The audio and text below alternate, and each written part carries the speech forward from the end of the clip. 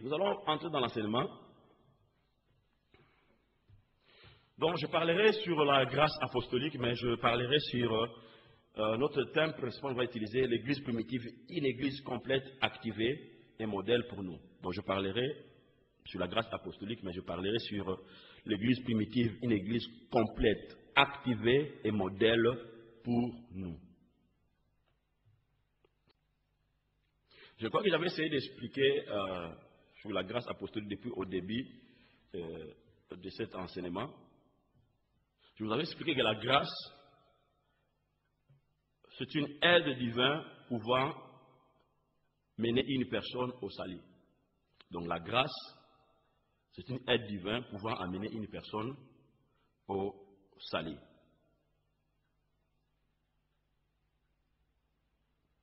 Et la grâce apostolique, c'est une onction qui augmente, qui permet au potentiel, dons et capacités d'augmenter dans le développement.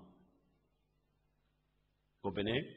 Donc la grâce apostolique, c'est une onction qui augmente, permet au potentiel, dons et capacités d'augmenter dans le développement. Et je vous avais dit aussi, la grâce, c'est une faveur imméritée. Cela signifie qu'il n'y a rien que vous pouvez faire pour convaincre Dieu que vous êtes digne de son amour, sa compassion, sa faveur et sa grâce. Et dans la grâce, on trouve aussi la capacité divine. La capacité divine, Dieu vous permet d'accomplir les choses dont vous n'êtes pas capable de faire sans la grâce. Vous savez, la dimension apostolique ou la grâce apostolique, c'est la capacité de bâtir et compter sur la grâce de Dieu.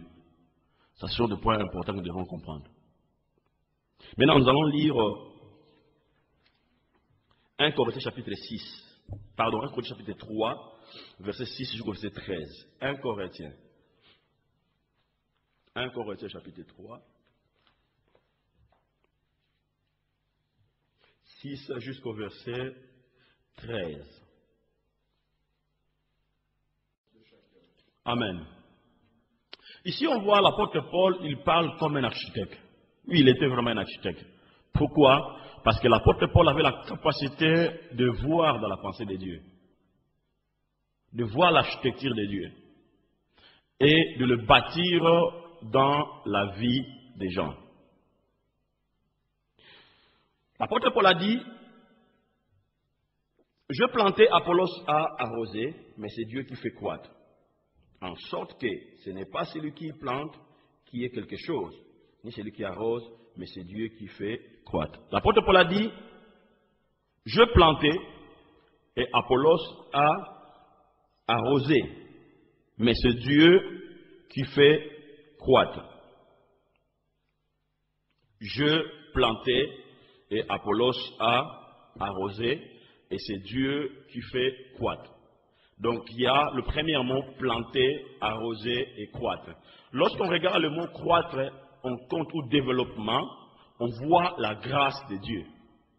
On voit la grâce apostolique. Il a dit, j'ai planté. Apollos a arrosé, mais c'est Dieu qui fait croître. En sorte que ce n'est pas celui qui plante qui est quelque chose, ni celui qui arrose, mais c'est Dieu qui fait croître. C'est Dieu qui fait développer.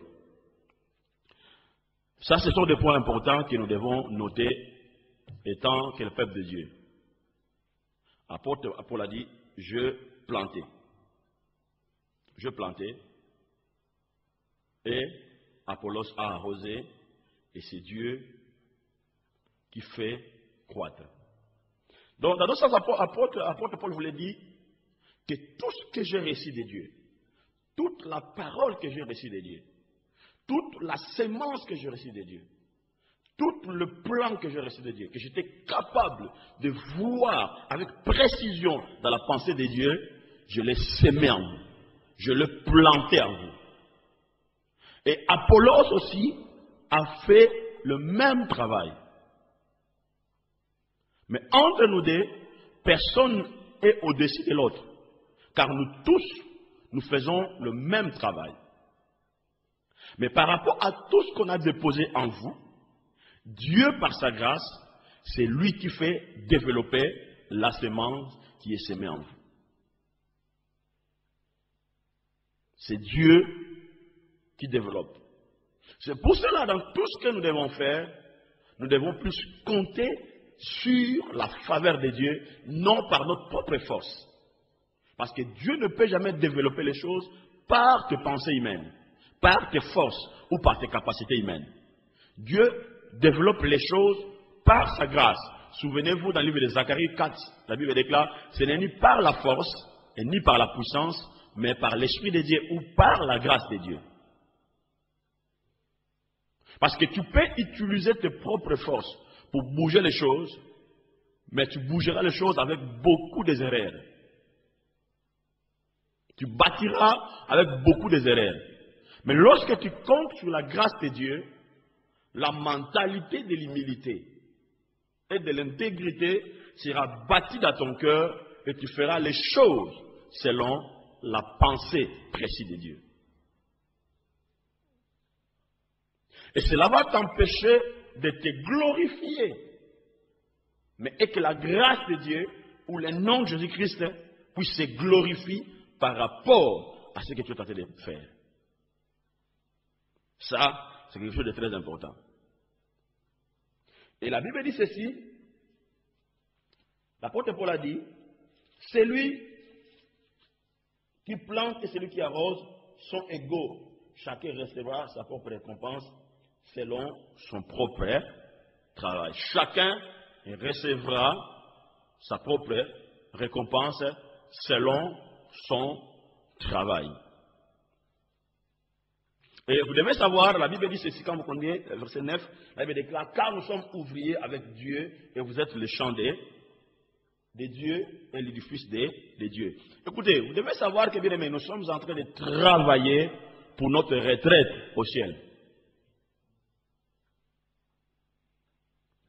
Nous sommes en train de travailler pour notre retraite au ciel. Nous sommes l'église et le champ de Dieu. Notre maison et le champ de Dieu. Nous sommes en train de travailler là-bas.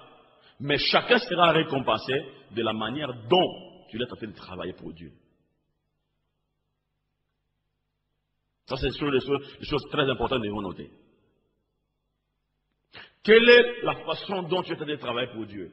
Est-ce que tu es en train de travailler avec Dieu avec efficacité, avec intégrité, avec engagement ou avec négligence?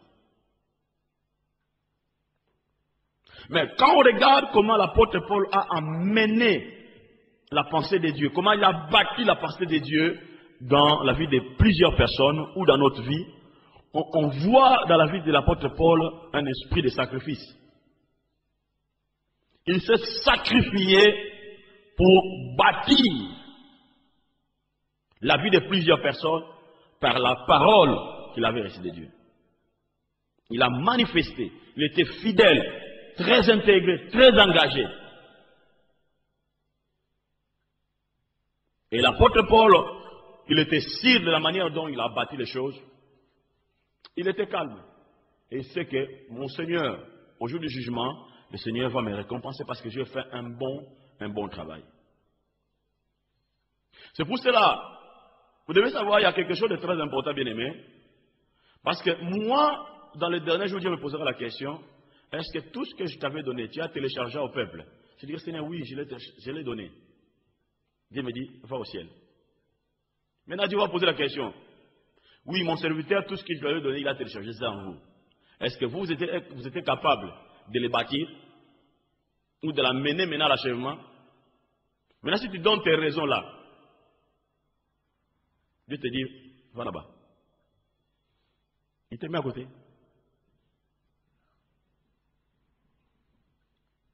Ça, ce sont des réflexions qu'on doit mettre dans la tête. Parce que de savoir que Dieu n'a pas besoin de nos raisons. Dieu n'a pas besoin de nos raisons, de nous justifier, tout ça. Ce que Dieu a besoin de notre vie, que nous puissions exécuter sa parole. Exécuter ses ordres. Et l'exécution permettre le développement, permettre l'impact au sein de la communauté. L'apôtre Paul avait bâti les choses avec précision. Et l'apôtre Paul a dit ceci dans le verset 10.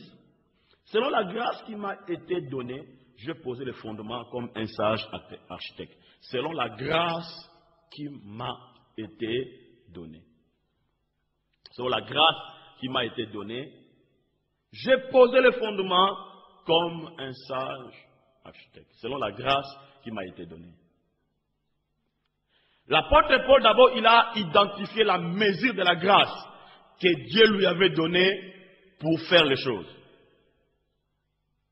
Il a identifié d'abord le mesure de la grâce. Écoutez, chacun de nous doit développer la capacité d'identifier le mesure de la grâce que Dieu lui a donnée pour poser le fondement.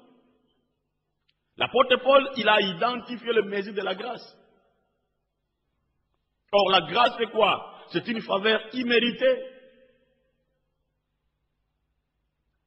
Dieu nous donne la grâce par rapport au temps, par rapport aux saisons, par rapport à l'illumination, par rapport aux manières de faire les choses.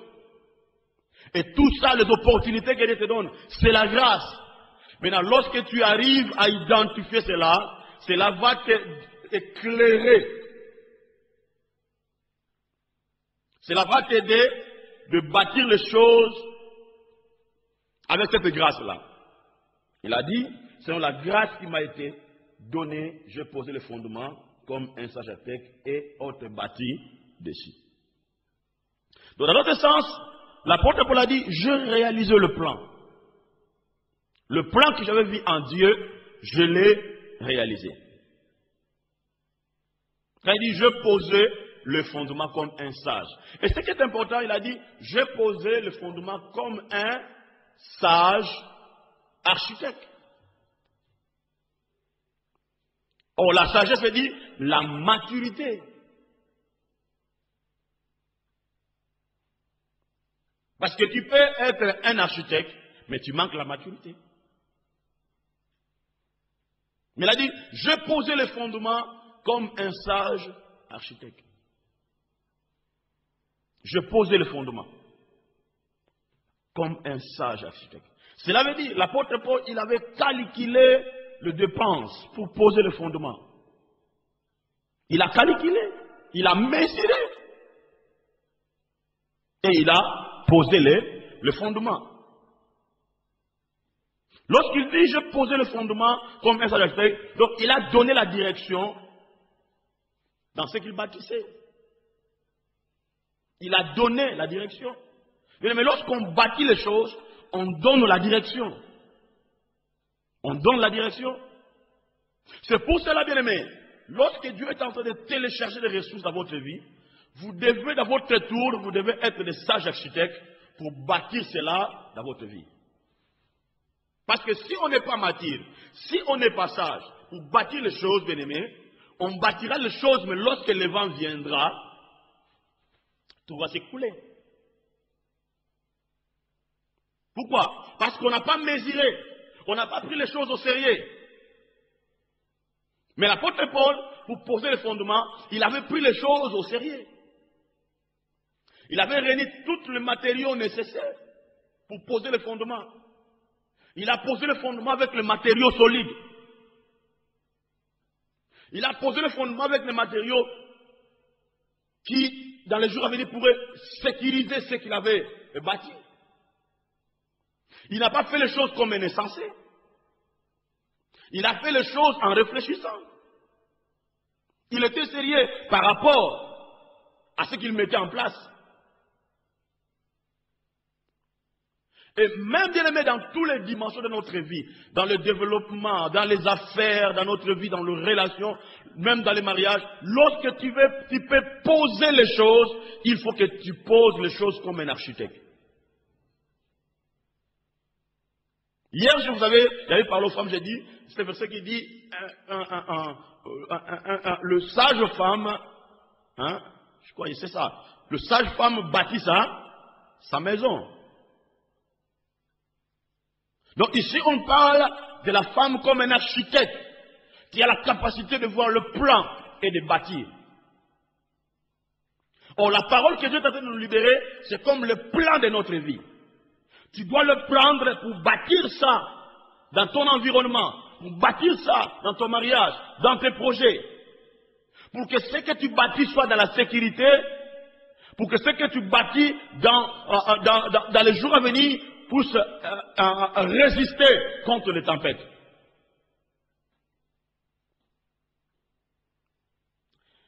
C'est pour cela, bien aimé, ce que nous sommes en train de bâtir ici, c'est tout un système que nous sommes en train de mettre en place pour des générations à venir.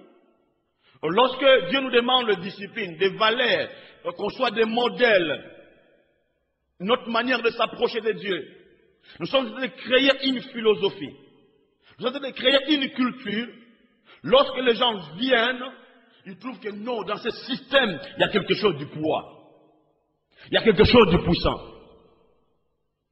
Et personne ne peut se moquer de vous parce qu'il trouve dans votre système quelque chose d'équilibre. Ça, c'est très important.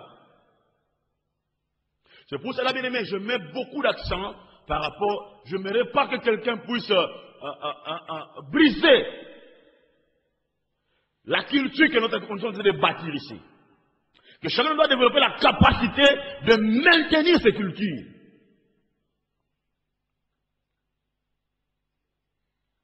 Dans la Bible, quand vous regardez, on dit il y a des tribus, parmi les 12 enfants d'Israël, il y a la tribu de Benjamin, tribu, tout ça.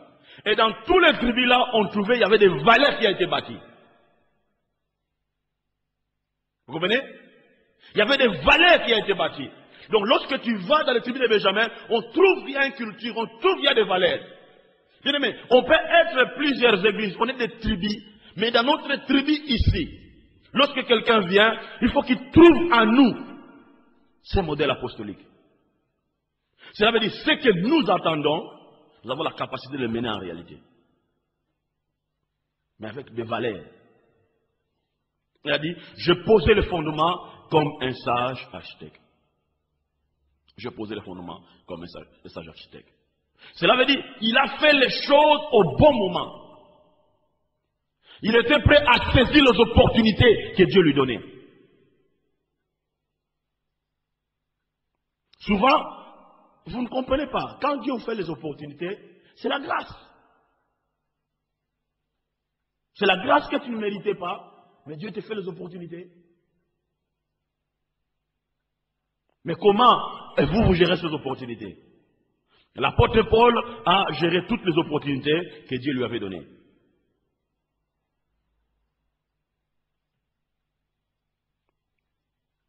Quand vous regardez, quand l'apôtre Paul a dit, je bâtis comme un sage architecte, on voit la manière dont l'apôtre Paul a fonctionné, la manière dont l'apôtre Paul agit. Il a bâti les choses avec énergie. Il a bâti les choses avec force.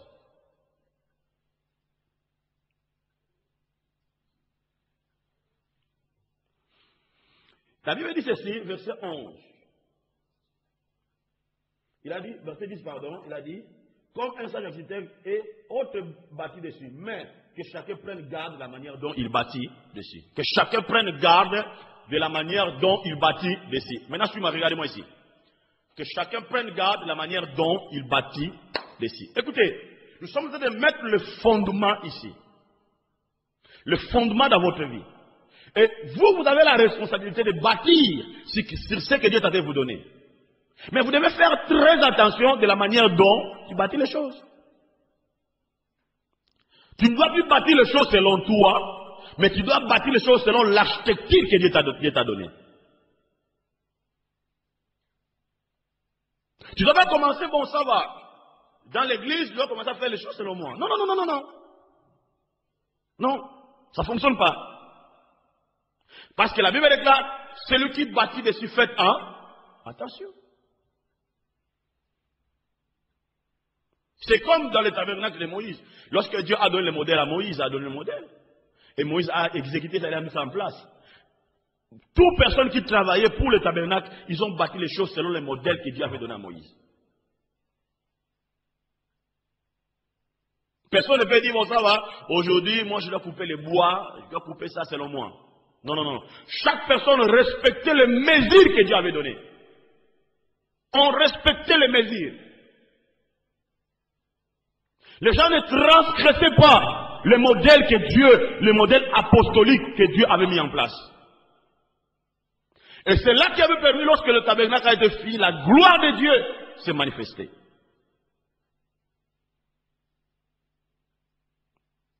Bien aimé, il y a un modèle que Dieu est en train de mettre en place ici. On doit faire, quand on bâtit, on doit faire très attention. Vous savez, dans la vie de chaque personne, surtout dans notre système de pensée, Dieu nous a donné, il y a deux capacités que Dieu nous a données. La capacité de recevoir et la capacité de faire quoi? De faire sortir ce qu'on a reçu. Comme s'il y a des poches dans notre cerveau, dans notre pensée. Recevoir et faire quoi? Et libérer et exécuter. Il y a des sentiments peut-être qui viennent des sentiments qui viennent dans notre pensée et qui restent. Et lorsque les sentiments-là prennent place, qu'est-ce que ça fait? Ça permet de les libérer et de l'exécuter. Et lorsque la parole aussi vient en toi, demeure en toi, cette parole-là te donnera la capacité de bâtir les choses. C'est ce qui est enregistré dans vos pensées.